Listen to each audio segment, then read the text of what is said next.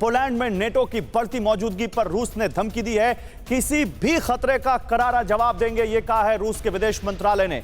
9 central और eastern यूरोपीय देशों के ऐलान के बाद रूस का यह जवाब है। सभी यूरोपीय देशों ने नेटो की ताकत बढ़ाने को कहा था, तो रूस कह रहा है कि किसी भी धमकी का हम जवाब देंगे। चलिए आप चलते हैं अपर स्टूडियो और बात करते हैं कि रूस ने नेटो को जो ये बड़ी धमकी दी है, ये धमकी कितनी मायने रखती है और क्या ये केवल धमकी है, केवल यहां पर एक दूसरे को यहां पर मैसेज देने की कोशिश की जा रही है, या वाकई रूस ऐसा कुछ कर सकता है और यूरोपीय देशों के खिलाफ भी जंग छेड़ सकता है? क्योंकि बहुत सारे यूरोपीय देश हैं जो लगातार यूक्रेन की मदद कर रहे हैं और पोलैंड उनमें सबसे आगे है, क्योंकि पोलैंड से होकर ही ये सारी मदद यूक्रेन तक जा रही है। आपको इसके बारे में जानकारी दें, फिर अपने एक्सपर्ट्स के पास चलते हैं। रूस ने पोलैंड में नेटो की जो फोर्स बढ़ रही है उसकी मौजूदगी को लेकर एक बड़ी धमकी दी है। रूस के विदेश मंत्रालय ने कहा है कि किसी भी खतरे को देखते हुए हम मुंहतोड़ जवाब के लिए तैयार हैं। इंटरफैक्स न्यूज एजेंसी के मुताबिक यह धमकी यूरोप में रूस के विदेश मंत्रालय के प्रतिनिधि ओलेग टाइपकिन ने दी है।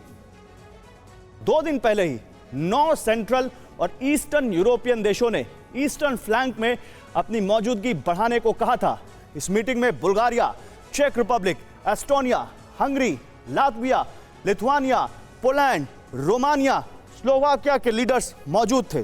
पिछले महीने भी इस अलायंस के डेप्यूटी जनरल ने भी कहा था नेटो पूर्वी यूरोप से फौज हटाने के लिए बाध्य नहीं है।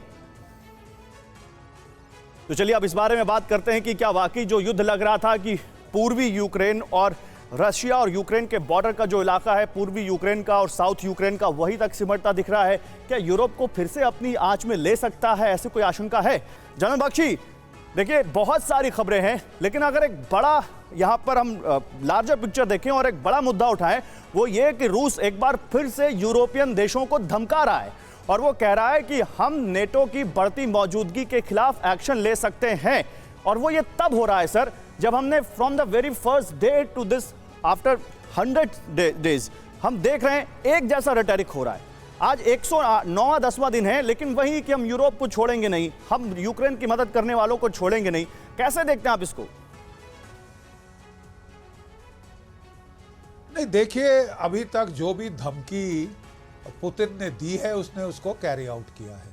पहले कहा जा रहा था कि पुतिन जो है वो गीदड़ भभकी दे रहे हैं, वो यूक्रेन पे हमला नहीं करेंगे, ठीक है। और उसके बाद ये हमला हुआ और ये 100वें दिन तक लड़ाई चल रही है। जी देखिए रूस की जो युद्ध की शैली है वो एकदम से कोई क्विक ऑपरेशन करने की नहीं है।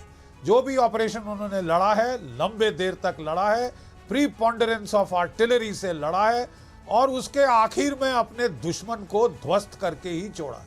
वर्ल्ड वॉर 2 में मॉस्को से ले तक पीछे धकेला, बर्लिन तक जर्मनी फौजों को, पूरा ईस्ट यूरोप उन्होंने कॉन्कर कर लिया था उस टाइम पे और मार मार के उन्होंने बिल्कुल धज्जियां उड़ा दी थी। ठीक है साहब, बड़ी हेवी आर्टिलरी का प्रीपोंडरेंस। तो अमेरिका का जो इराक में ऑपरेशन था, जो अफगानिस्तान में ऑपरेशन था, पहले बड़ी क्विक विक्ट्री हुई, लेकिन 10-10 साल के बाद निकल के भागना ही पड़ा। ये मेरा नहीं ख्याल कि ये निकल के कहीं भाग के जाने वाले हैं। काफी बुरा नुकसान किया है। अमेरिका नेटो प्रॉक्सी वॉर लड़ रहे हैं, कोई बूट्स ऑन द ग्राउंड नहीं डाले और धीरे धीरे वो हथियार जो है दर्जा बढ़ाए जा रहे हैं। वो उनको 30 से 80 किलोमीटर की रेंज के मल्टी बैरल रॉकेट लॉन्चर दे रहे हैं। रूस ने एक जतला दिया है कि अगर वो रूसी टेरिटरी पे हमला करने के लिए इस्तेमाल किए गए और शायद आज का ये हमला भी उसी से ही हुआ है। बख्शी, यूक्रेन तो ऑलरेडी रूस की टेरिटरी पर हमला कर रहा है। आप देख लीजिए ब्रियांस्क, आप देख लीजिए बर्डियांस्क, यहां पर रूस अटैक कर रहा है।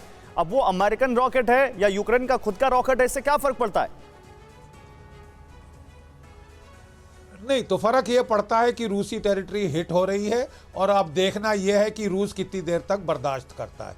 आप ये लगता है कई लोग चैन की सांस नहीं लेंगे जब तक कि तीसरी वर्ल्ड वॉर शुरू ना हो जाए या फिर आप जहां एक्सपेंशन होती है कॉन्फ्लिक्ट की, न्यूक्लियर एस्केलेशन की चांसेस बहुत ज्यादा आपने न्यूक्लियर एस्केलेशन की बात की सर, हमारी अगली खबर न्यूक्लियर वॉर से जुड़ी हुई है। मैं चाहूंगा इस पर आप अपने पॉइंट्स रखें, लेकिन पहले मैं वो खबर दिखा दूं। पश्चिमी देशों को यूक्रेन को न्यूक्लियर वॉरहेड देने का अधिकार, यह कहा है यूरोपियन यूनियन और अमेरिकन डेलीगेशन के चेयरमैन राडोस्लाव सिकोर्स्की ने। देखिए, बहुत बड़ा बयान है। यूरोपियन यूनियन और यूएस का जो डेलीगेशन है उसके चेयरपर्सन अगर ये कहते हैं कि पश्चिमी देश यूक्रेन को एटम बॉम्ब दे सकते हैं, तो वो कहना क्या चाह रहे हैं? रूस ने बुडापेस्ट मेमोरेंडम का उल्लंघन किया है, यह राडोस्लाव सिकोर्स्की ने कहा है। पश्चिमी देश यूक्रेन को जो चाहे दे सकते हैं। अभी तक लॉन्ग रेंज रॉकेट्स की बात हो रही थी, ये तो भाई साहब कह रहे हैं कि न्यूक्लियर बम दो यूक्रेन को। पश्चिमी देशों को यूक्रेन को न्यूक्लियर हथियार भी देने होंगे, लेकिन बिल्ली के गले में घंटी बांधेगा कौन? कौन सा ऐसा देश है जो यूक्रेन को एटम बॉम्ब देगा और क्या कोई दे सकता है? एम्बेसडर मल्होत्रा, आपका क्या सोचना है इनके इस बयान पर? नहीं गौरव, मुझे लगता है ये तो डिसआर्मामेंट और एनपीटी के जो प्रिंसिपल्स है उसके बिल्कुल सरासर खिलाफ जाता है। क्योंकि एनपीटी का मतलब है कि आप प्रोलिफरेशन को आगे नहीं बढ़ने देंगे, और डिसआर्मामेंट मतलब ये है कि जो आपके पास है हथियार, न्यूक्लियर वॉरहेड्स, उसको कम किया जाएगा। अब इसका ब्लटेंटली अगर अमेरिकन और यूरोपियंस इस तरह का इस्तेमाल करेंगे कि न्यूक्लियर वेपन्स की सप्लाई शुरू कर देंगे, तो फिर आप समझ सकते हैं कि बात कितनी गंभीर हो जाएगी। नहीं सर, मैं तो इससे ऊपर एक सवाल पूछता हूं। आपको लगता है कि ये खाली एक प्रेशर पोस्चरिंग है या वाकई ऐसा कुछ कर सकते हैं ये देश? नहीं, मुझे अब सेंसिबल नहीं है, मेरे हिसाब से सेंसिबल नहीं लगता कि न्यूक्लियर वेपन्स की सप्लाई करके। देखिए, अभी तक तो उन्होंने रेस्ट्रेंट दिखाया है। अमेरिका ने भी लॉन्ग रेंज मिसाइल्स देने से मना किया, उससे पहले पोलैंड ने जो फाइटर जेट्स की बात करी थी उसको भी रोका। तो अभी तक तो किसी हद तक उन्होंने रेस्ट्रेंट दिखाया है, लेकिन अच्छा, मुझे एक खबर दिखानी है सर। जनरल बख्शी एक रिएक्शन देना चाह रहे हैं, मैं वो रिएक्शन ले लूं, फिर ओपन डिस्कशन करते हैं। अभी कमोडोर सिंह को भी इसमें शामिल करते हैं, लेकिन जनरल बख्शी एक छोटा सा रिएक्शन जल्दी से।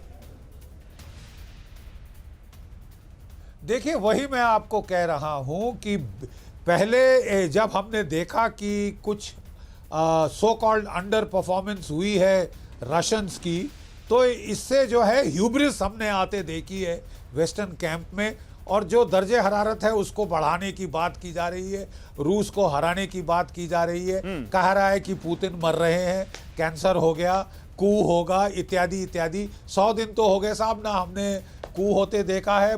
पुतिन की पॉपुलैरिटी 80% हो गई है। बिल्कुल बिल्कुल। बाइडन साहब की पॉपुलैरिटी डाउन हो गई है।